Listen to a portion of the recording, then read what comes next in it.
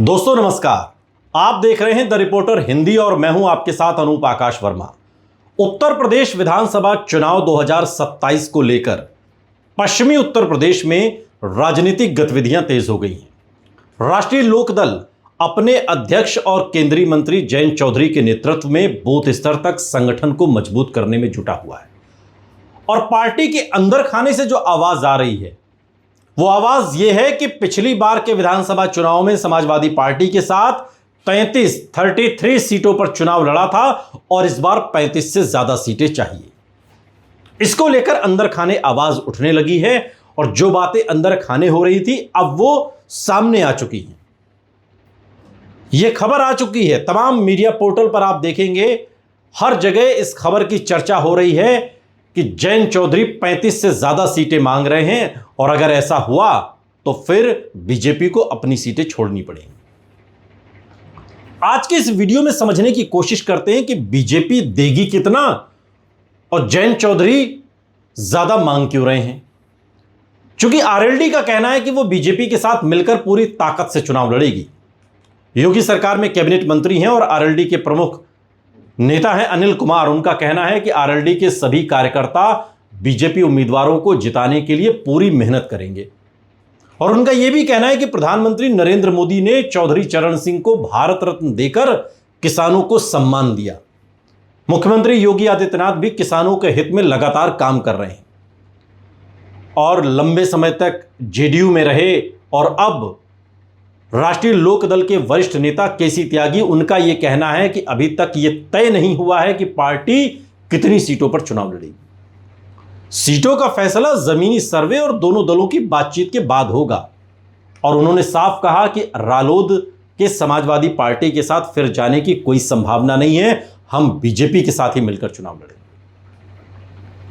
BJP के प्रवक्ता अवनीश त्यागी वो एक जगह एक इंटरव्यू में कहते हैं कि बीजेपी और आरएलडी का गठबंधन पूरी तरीके से मजबूत है और उनके अनुसार उत्तर प्रदेश की जनता नरेंद्र मोदी को प्रधानमंत्री और योगी आदित्यनाथ को फिर से मुख्यमंत्री देखना चाहती है। लेकिन सवाल है कि अगर पिछले विधानसभा चुनाव में 33 सीटों पर चुनाव लड़ा और इस बार 35 से ज्यादा सीटें मांग रही है तो बीजेपी देगी कहां से।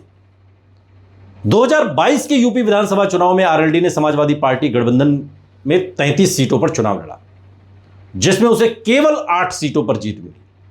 हालांकि पश्चिमी उत्तर प्रदेश में शामली की तीनों सीटों और मुजफ्फरनगर की अधिकांश सीटों पर गठबंधन का प्रदर्शन काफी अच्छा रहा।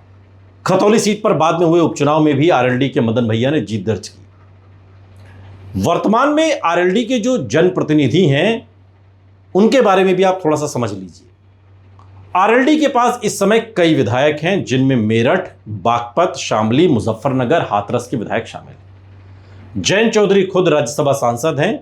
बिजनौर से चंदन चौहान और डॉक्टर राजकुमार सांगवान लोकसभा के सांसद भी हैं बागपत से और पार्टी के एक विधान परिषद सदस्य एमएलसी भी हैं। अब पार्टी अपना विस्तार चाहती है। सीटों को लेकर चर्चा क्या है ये भी समझिए।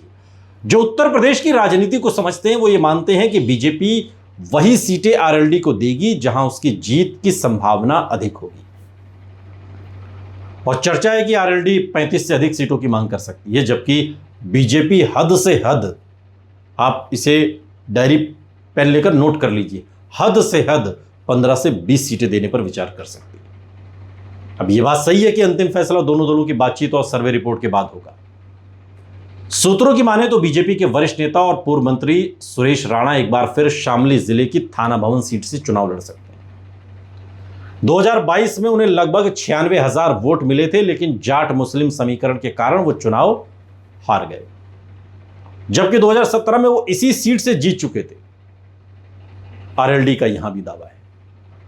पूर्व आईपीएस और राजनीति के विश्लेषक डॉक्टर अशोक कुमार राघव एक इंटरव्यू में कहते हैं कि चौधरी चरण सिंह पश्चिमी उत्तर प्रदेश की राजनीति और समाज को बहुत अच्छी तरह समझते थे और उनके अनुसार इस क्षेत्र में किसी एक जाति का दबदबा नहीं है। हर जिले और हर विधानसभा क्षेत्र में अलग अलग जातियों के छोटे छोटे समूह हैं, इसलिए चुनाव में हर वर्ग को साथ लेकर चलना जरूरी होता है। आरएलडी की जो नई रणनीति उसे भी समझिए। आरएलडी अब केवल जाट वोटों पर निर्भर नहीं रहना चाहती। पार्टी चौधरी चरण सिंह और चौधरी अजीत सिंह की विरासत को आगे बढ़ाते हुए जाट, मुस्लिम, यादव, दलित, पिछड़े, किसान हितों सभी वर्गों को अपनी पकड़ उन पर मजबूत करने की कोशिश कर रही है। और पार्टी का यह भी कहना है कि इस बार उसका संगठन पहले से कहीं अधिक मजबूत है और वो बीजेपी के साथ मिलकर बेहतर प्रदर्शन करेगी। वहीं बीजेपी की जो रणनीति है पश्चिमी यूपी को लेकर, बीजेपी ने प्रदेश अध्यक्ष पद से भूपेंद्र चौधरी को हटाकर उन्हें फिर से मंत्रिमंडल में शामिल किया और अब पश्चिमी यूपी में संगठन की नई रणनीति बनाई जा रही है और माना जा रहा है कि जाट समाज का समर्थन बनाए रखने की जिम्मेदारी काफी हद तक जयंत चौधरी पर होगी, जबकि बीजेपी और अन्य जातियों को भी अपने साथ जोड़ने की कोशिश करेगी। कुल मिलाकर पश्चिमी उत्तर प्रदेश में बीजेपी और आरएलडी दोनों चुनावी तैयारियों में जुटे हैं और सीटों का बंटवारा अभी तय नहीं हुआ है, लेकिन दोनों दलों का लक्ष्य मजबूत तालमेल के साथ मिलकर चुनाव लड़ना है और अधिक से अधिक सीटें जीतना है। लेकिन सवाल यह है कि अगर बीजेपी जयंत चौधरी की मांग को माने, 35 से ज्यादा सीटें जो मांगी जा रही, 35 भी मान लेते देने की बात करे, तो बीजेपी को अपनी जीती हुई सीटें छोड़नी पड़ेंगी। जबकि आलम यह है कि कई आरएलडी की सीटें ऐसी हैं जिन पर बीजेपी की नजर है। जयंत चौधरी 35 से 40 सीटें मांग रहे हैं और बीजेपी 15 से 20 सीटें देने के मूड में है। अब यहीं पर सारा मामला फंसता है कि जो जयंत चौधरी की पार्टी डिमांड कर रही है और जो बीजेपी देना चाह रही है, उसमें जमीन आसमान का फर्क है। यह फर्क पटेगा कैसे, बात बनेगी कैसे, यह एक मौजूद सवाल है जिसके जवाब के लिए आपको थोड़ा इंतजार करना होगा, क्योंकि यहीं से बात बन भी सकती है और बिगड़ भी सकती है।